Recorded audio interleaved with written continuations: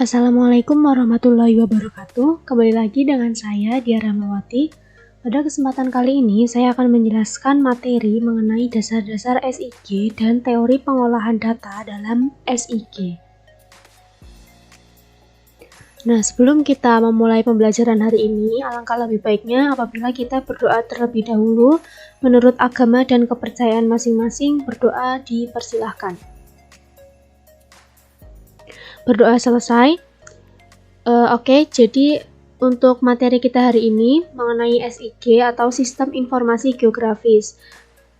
Materi ini merupakan kelanjutan dari materi sebelumnya dan masih termasuk dalam KD 3.2. Untuk rencana pembelajarannya, KD atau kompetensi dasar itu masih di KD 3.2. Untuk indikatornya, yang pertama, menganalisis dasar-dasar SIG. Yang kedua, menjelaskan teori pengolahan data dalam SIG. Tujuannya, peserta didik dapat mendefinisikan SIG dan peserta didik dapat memahami komponen, subsistem, dan tahapan SIG. Untuk rencana evaluasinya, nanti akan diadakan tugas individu yang berbasis project. Nah, untuk materi pembelajarannya dibagi menjadi 4. Yang pertama ada pengertian dari SIG, kedua ada komponen SIG, kemudian yang ketiga subsistem SIG, yang keempat tahapan kerja SIG. Nah, yang pertama kita bahas terlebih dahulu mengenai pengertian dari SIG. Nah, SIG itu biasa juga disebut dengan Sistem Informasi Geografis. Nah, untuk pengertiannya saya mengambil pengertian menurut 3 ahli. Yang pertama menurut Aronoff. Jadi sistem informasi yang itu didasarkan pada kerja komputer yang memasukkan, kemudian mengelola, memanipulasi, dan menganalisis data atau informasi geografis. Lalu ada menurut Pariono, SIG itu merupakan sistem berbasis komputer yang digunakan untuk menyimpan, memanipulasi, dan menganalisis informasi geografi. Kemudian ada juga menurut Prahasta, beliau mengatakan bahwa sejenis software yang dapat digunakan untuk pemasukan, penyimpanan, manipulasi, menampilkan, dan keluaran informasi geografis berikut atribut-atributnya. Nah, dari ketiga pengertian tersebut dapat disimpulkan bahwa sistem informasi geografis atau SIG merupakan sistem yang berfungsi untuk mengumpulkan, kemudian mengatur, mengelola, menyimpan, dan menyajikan segala jenis data ataupun informasi yang berkaitan dengan kondisi geografis suatu wilayah. Lalu kita masuk ke komponen SIG. Komponen SIG dibagi menjadi 4, yaitu yang pertama ada hardware, kemudian ada software, yang ketiga ada data, keempat ada metode, dan yang kelima adalah manusia. Komponen yang pertama adalah hardware atau biasa disebut juga dengan perangkat keras. Jika dikelompokkan, perangkat keras dalam SIG itu dibagi menjadi 3, yaitu yang pertama ada alat masukan atau biasa disebut juga dengan input, berfungsi untuk memasukkan data ke dalam komputer. Misalnya ada scanner, kemudian digitizer, kemudian ada juga CD-ROM. Scanner sendiri berfungsi untuk men-scan peta analog menjadi peta digital. Kemudian untuk digitizer itu berfungsi untuk melakukan digitasi agar lebih mudah, dan CD-ROM berfungsi untuk membuka dokumen seperti file gambar, kemudian ada file video, dan lain sebagainya. Lalu yang kedua dikelompokkan berdasarkan alat pemrosesan, berfungsi untuk mengolah, menganalisis, dan menyimpan data yang masuk sesuai dengan kebutuhan. Misalnya ada CPU, kemudian ada hard disk, dan lain sebagainya. Untuk CPU sendiri fungsinya itu untuk pemrosesan semua instruksi dan dalam melaksanakan program. Nah, untuk hard disk sendiri itu berfungsi untuk menyimpan data. Lalu yang ketiga ada alat keluaran atau biasa disebut dengan output, berfungsi untuk menayangkan informasi geografis sebagai data dalam proses SIG.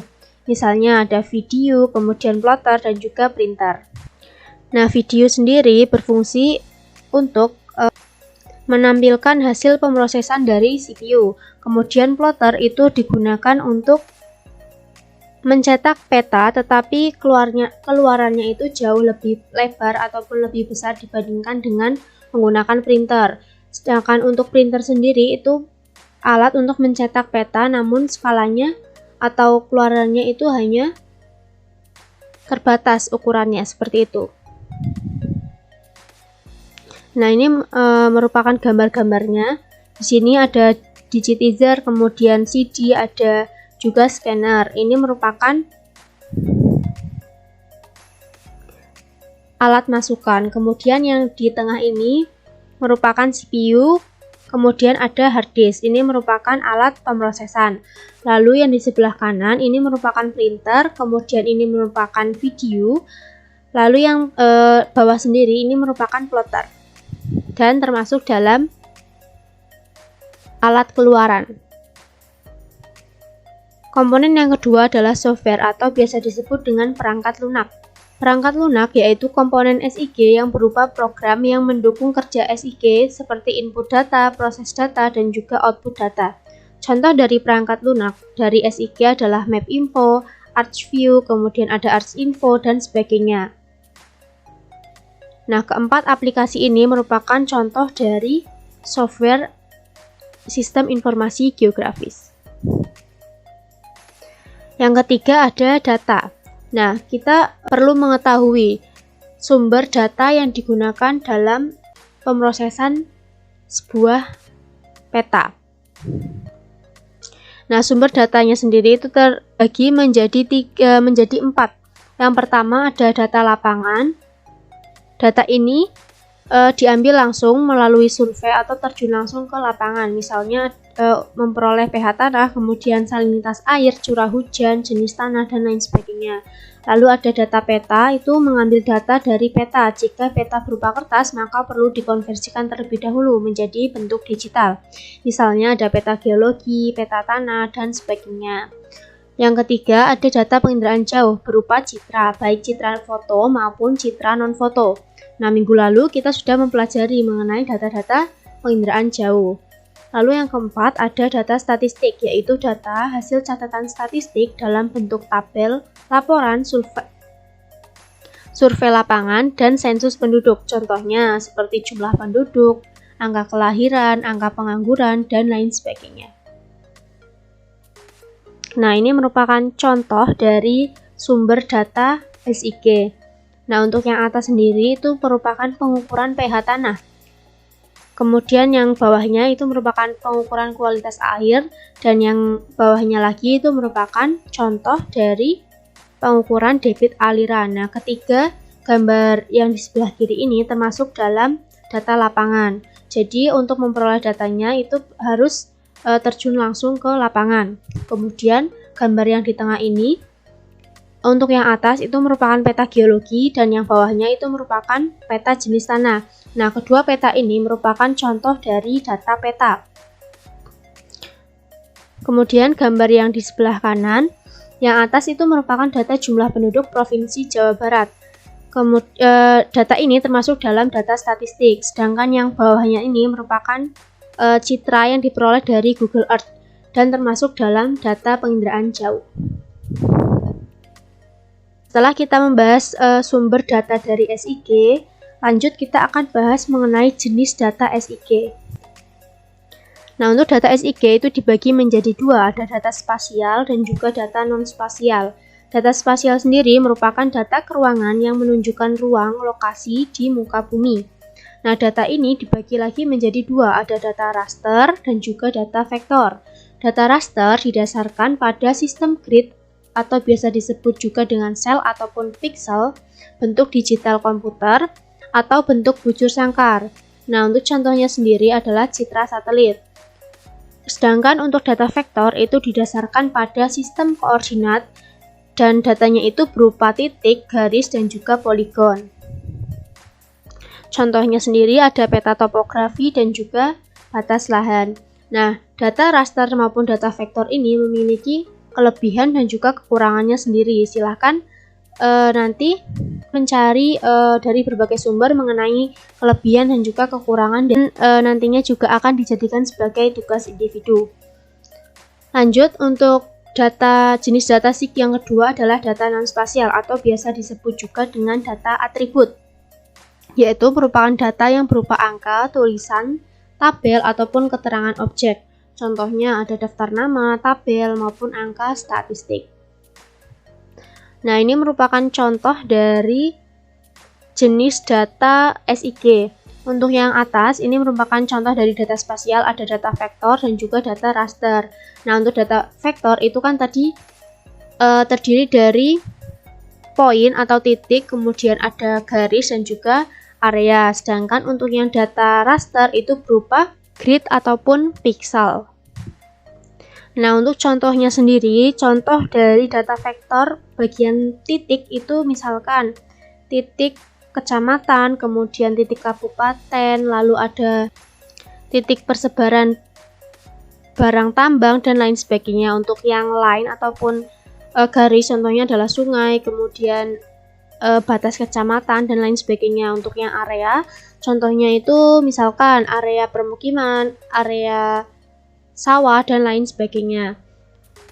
Lanjut ke contoh dari data atribut. Nah, atribut itu kan tadi merupakan identitas ataupun keterangan dari sebuah objek, bisa berupa titik, garis maupun area. Nah, contoh yang ada di slide itu data berupa titik, ada titik 1 sampai dengan titik 7. Nah, untuk identitasnya, untuk yang titik 1 itu merupakan SMU 1, lokasinya di Kecamatan A. Lalu yang titik 2 itu merupakan SDNB, itu terletak di Kecamatan A dan seterusnya. Komponen yang kelima ada manusia atau biasa disebut juga dengan brainware.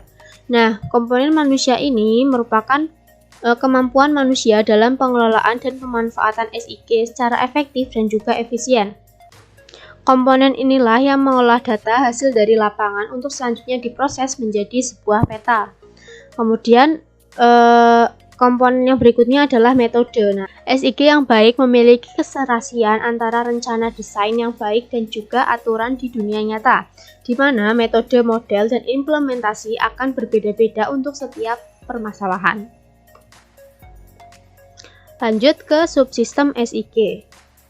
Sistem SIG dibagi menjadi 4. Yang pertama ada input data, untuk mengumpulkan dan mempersiapkan data spasial dan data atribut dari berbagai sumber. Kemudian yang kedua ada manipulasi dan analisis data, bertujuan untuk menentukan informasi-informasi yang terdapat dihasilkan oleh SIG. Kemudian yang ketiga ada manajemen data, bertujuan untuk mengorganisasikan data spasial maupun atribut ke dalam sebuah basis data sehingga mudah dipanggil, diperbaharui, dan juga diedit. Dan yang terakhir ada output data, tujuannya untuk menampilkan atau menghasilkan keluaran seluruh atau sebagian basis data baik dalam bentuk soft copy maupun hard copy. Nah, yang terakhir akan kita bahas mengenai tahapan kerja dari SIG. Nah, tahapan kerja SIG itu dibagi menjadi 3. Ada yang pertama input data, lalu data tersebut akan dilakukan ataupun analisis data, dan berikutnya akan menghasilkan output data. Oke, kita bahas mengenai input data terlebih dahulu. Nah, input data merupakan suatu tahapan dalam SIG yang dapat digunakan untuk memasukkan dan mengubah data asli ke dalam bentuk yang dapat diterima oleh komputer. Nah, input data sendiri itu dibagi menjadi 2 tahapan. Yang pertama ada pencarian sumber data, meliputi data lapangan, kemudian data peta, data penginderaan jauh, dan juga data statistik. Kemudian tahapan yang kedua ada pemasukan data, dilakukan dengan cara digitasi data spasial, scanning data spasial dan atribut, modifikasi data, dan mentransfer data-data digital. Yang kedua adalah proses data. Nah, tahapan ini meliputi tahapan memanggil, memanipulasi, dan menganalisis data yang telah tersimpan dalam komputer. Tahap manipulasi dan analisis data terdapat beberapa kegiatan, yaitu untuk manipulasi itu terdiri dari 4, ada editing, konversi, anotasi, dan juga labeling. Editing merupakan tahap untuk memperbaiki kesalahan pada hasil digitasi, sedangkan untuk konversi itu merupakan tahap penyesuaian koordinat. Kemudian anotasi, tahap pemberian nama pada setiap objek hasil digitasi, dan yang terakhir labeling merupakan tahap pemberian label atau identitas pada setiap objek. Nah, setelah tadi kita membahas yang manipulasi data, sekarang kita bahas mengenai analisis data. Nah, tahap analisis data itu dibagi menjadi 5. Sebenarnya untuk teknik analisis data dalam SIG itu sangat beragam, namun yang saya cantumkan itu hanya 5. Nah, untuk yang pertama ada klasifikasi, merupakan proses pengelompokan data ke ruangan. Contohnya, pola tata guna lahan untuk permukiman, kemudian pertanian, perkebunan, ataupun hutan. Yang kedua adalah overlay, yaitu merupakan proses menganalisis dan mengintegrasikan atau tumpang tindih 2 atau lebih data ke ruangan yang berbeda. Yang ketiga adalah networking, merupakan teknik analisis data yang terdiri dari garis ataupun titik yang saling berhubungan. Yang keempat ada buffering, menghasilkan penyangga berbentuk lingkaran atau poligon yang meliputi suatu objek sebagai pusatnya. Dan yang terakhir ada 3 dimensi, dapat memudahkan pemahaman karena data divisualisasikan dalam bentuk 3 dimensi. Yang terakhir adalah output data. Nah, tahapan ini adalah tahapan dalam SIG yang berfungsi menyajikan atau menampilkan hasil akhir dari proses SIG dalam bentuk peta, grafik, tabel, laporan, dan juga bentuk informasi digital lainnya. Nah, mari kita lanjut untuk melihat hasil output data. Nah, untuk yang pertama, ini merupakan peta administrasi desa yang diperoleh melalui analisis klasifikasi, yaitu berupa klasifikasi penggunaan lahan. Nah, yang kedua, ini merupakan peta tingkat kerawanan tanah longsor yang diperoleh melalui analisis overlay. Nah, variabel yang digunakan dalam overlay ini terdiri dari kemiringan lereng, kemudian ada jenis tanah, tutupan lahan, dan juga curah hujan. Nah, jadi di dalam teknik analisis overlay ini dibutuhkan beberapa layer data yang berbeda untuk nantinya disatukan dan menghasilkan sebuah layer baru yang jauh lebih lengkap dan juga lebih detail. Nah, untuk peta yang ketiga ini merupakan peta rute jalur terpendek menuju objek wisata yang diperoleh melalui analisis networking. Lanjut ke peta selanjutnya, ini merupakan peta buffer sungai terhadap permukiman yang diperoleh melalui analisis buffering.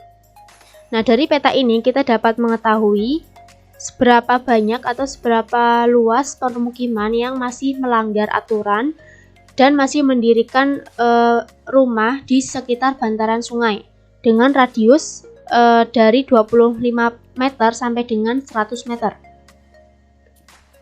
Dan yang terakhir ini merupakan peta topografi 3 dimensi Kabupaten Jeneponto. Nah, ini saya ambil dari Google. Ini merupakan contoh peta yang diperoleh melalui analisis 3 dimensi.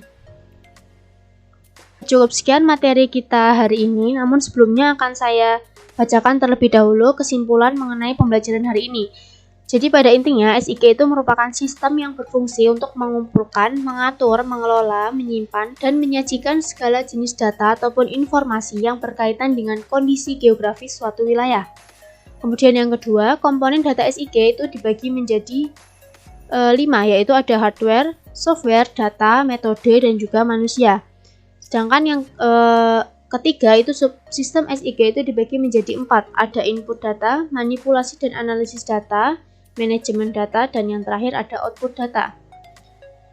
Lanjut ke tahapan kerja SIG itu pada intinya dibagi menjadi 3, ada input data, proses data, dan juga output data.